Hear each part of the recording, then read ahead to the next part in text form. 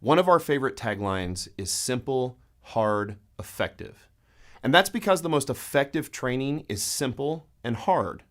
Now, at first, those two words might seem at odds with each other, but they're not. The opposite of simple is complicated, and the opposite of hard is easy.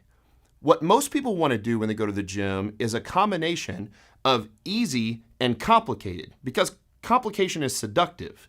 Most people want simple and easy, but simple and easy don't accomplish anything.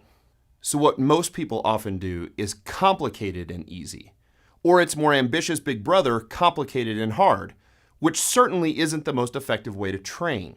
Simple plus hard is the answer. You want to lose fat and get stronger? It certainly isn't complicated, but it also isn't easy. It's going to require hard work. But that hard work is actually pretty simple. Now, in our last video, we talked about the exercises that we choose to get us strong. And we came up with 4 basic exercises based on our 3 primary criteria. Our 3 criteria being, we're going to pick exercises that use the most muscle mass, with the most weight and perfect form for the greatest effective range of motion.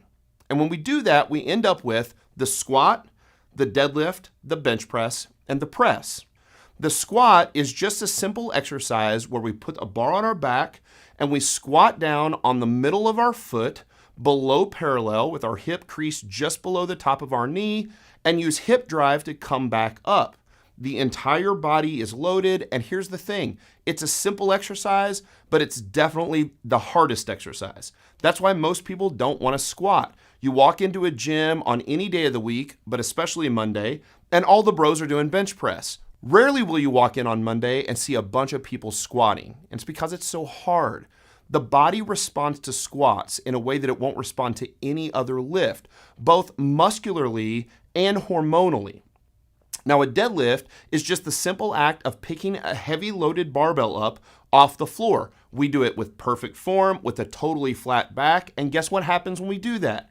Our backs get stronger. When our backs get stronger, they become less vulnerable to injury, not more vulnerable to injury. We don't have to be worried about picking weight up with our back. The press, or what most people call a military press, where we take the barbell out of the rack and just press it overhead, is an incredible exercise for upper body, utilizing the shoulders, the rear delts, the rhomboids, and the traps, and loading the entire body from the barbell at the top of our head all the way down through the bottom of our feet.